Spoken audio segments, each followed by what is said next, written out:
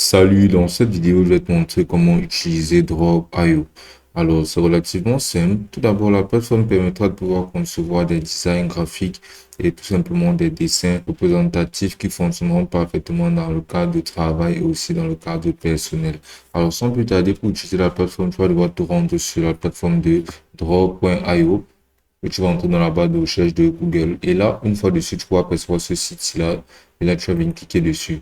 Donc là, une fois que tu auras cliqué sur Draw.io, tu seras dirigé immédiatement vers cette section-ci, car un compte te sera attribué vu que tu utiliseras Google Chrome et celui-ci sera directement relié à ton compte Google Chrome. Donc là, tu auras juste à sélectionner où tu souhaiterais enregistrer tout ce que tu concevras sur la plateforme. Tu pourras sélectionner de l'enregistrer sur Google Drive, ou bien sur OneDrive, ou bien sur Périphérique, ou bien dans une boîte de dépôt à hébergement, ou bien sur GitHub, ou bien là sur GitLab. Tu pourras toujours décider plus tard en cliquant là sur décider plus tard, mais ce sera toujours mieux de l'insérer directement dans le périphérique. Donc là, on pourra apercevoir la page de personnalisation de nos dessins, ou bien tout simplement de nos schémas représentatifs et la plateforme de Draw.io. C'est ici qu'on pourra concevoir absolument tout. On aura tout plein de fonctionnalités et d'outils très utiles qui nous permettront de pouvoir concevoir des flots de nous permettront de pouvoir concevoir des flots de dessins, des diagrammes et plein d'autres schématiques qui nous permettront de pouvoir représenter tout plein d'éléments tels que les éléments de travaux et autres. Alors là, ici, on pourra directement apercevoir qu'il y aura les options de diagramme qui nous permettront de pouvoir avoir une vue sur les grilles, nous permettront par exemple d'augmenter les unités pour chaque grille. Là, par exemple, on pourra monter ici. Là, en augmentant là, une grille, en mettant en 11 points, on aura exactement 11 points par chaque grille, par chaque carré représentatif ici. Mais ce sera toujours mieux de le mettre en chiffre pair car ça fera un meilleur alignement. Donc, ce serait mieux de le laisser à 10. Là, on pourra apercevoir aperçu sur la page. On pourra décocher là-dessus. Et ici, là, on aura des options de couleur d'arrière-plan. Donc, on pourra même modifier notre arrière-plan. Là, quand je vois il est sur le blanc, on pourra bien cliquer là sur le blanc et on pourra sélectionner d'autres arrière-plans comme par exemple ce jaune-ci. Et on aura juste à bien cliquer sur appliquer pour que celui-ci soit directement appliqué. Mais je pense que ce sera toujours mieux en blanc. Donc, on aura tout simplement bien cliquer sur le blanc et à bien cliquer sur appliquer pour que celui-ci réapparaisse sur le coup. Là, on pourra aussi apercevoir la section d'ombre et de croquis qu'on pourra utiliser. Là, on pourra apercevoir les options de flèche de connexion, point de connexion et guide. On pourra aussi apercevoir là, la taille du papier qui correspondra à quelle taille de format est-ce qu'on espérera utiliser ou bien avoir.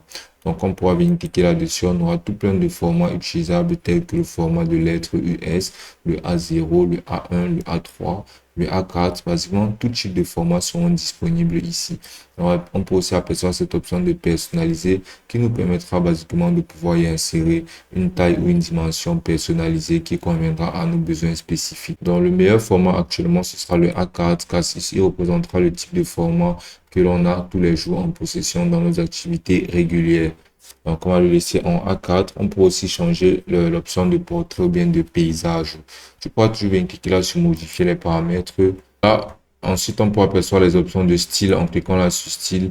Et là, on verra par exemple cette section-là de connector, de shape, de forme et de connecteur qu'on pourra modifier. On pourra sélectionner un style de forme qui nous correspondra pas mal.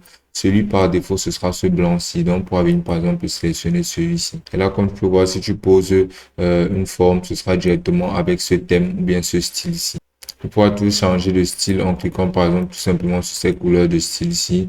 Et là, tu pourras avoir l'option de remplir qui sera par exemple automatique. Et tu pourras régler d'autres états tels que l'opacité, la grosseur des lignes qui entourent basiquement ta forme et plein d'autres choses. Donc, par exemple, si tu souhaites insérer une forme sur la plateforme, tu vas tout simplement à venir là, porter la forme et venir la déposer où bon te semblera. Ensuite, tu pourras apercevoir ces options qui te permettront de pouvoir augmenter la dimension de la forme comme bon te semblera. Et tu verras que juste en bas, il y aura cette écriture ici-là qui représentera les nombres de points ou bien les unités de mesure de la forme que tu auras eu à insérer. Ce sera représenté en millimètres. Voilà, quand tu peux voir, cette forme est représentée par 110 mm de largeur et 80 mm de longueur sur un format A4 classique. Donc, c'est vraiment une très bonne fonctionnalité car ça te permettra de pouvoir réellement savoir exactement dans quoi se situe la forme que tu es en train d'insérer quand celui-ci sera disposé sur un format normal ou un format classique. Donc, c'est vraiment une très bonne fonctionnalité. Tu auras juste à déposer ainsi et tu pourras même entrer du texte directement dans ces formes-ci. On va se lancer directement dans la configuration d'un espace de travail. Et pour se lancer, on pourra tout d'abord ajouter une en-tête. Et pour ajouter une en-tête, tu auras juste à double-cliquer sur une zone et directement une zone de texte sera insérée là. Et tu pourras déporter ta zone de texte et en cliquant là-dessus, tu auras juste à effectuer le remplissage. Donc, on pourra entrer là, par exemple, organigramme de travail. Ensuite, on pourra utiliser toutes ces options de personnalisation. C'est là pour augmenter la police, par exemple, la couleur du texte et parfaitement organiser notre texte. On va tout d'abord augmenter la police de notre texte. On va venir augmenter son nombre de pixels ici. Puis là, on va venir déporter notre texte. On va le recentraliser. Et là, on va pouvoir le souligner, par exemple. Et là, on va pouvoir le souligner ou bien y ajouter un effet de grossissement ainsi, ou bien de gras. Et là, on pourra apercevoir là, le style pour pouvoir modifier la police de notre texte. On pourra mettre par exemple cette police de Géorgie ici. Et là, on pourra souligner notre en-tête. Et là, comme tu peux voir, ça rentre vraiment très bien. Et là, on pourra directement procéder à l'insertion de nos formes pour représenter basiquement nos organigrammes de travail. On va augmenter ceci ici.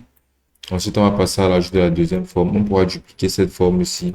En cliquant là sur dupliquer, puis en venant la poser ici. On pourra la dupliquer, on va venir la poser ici.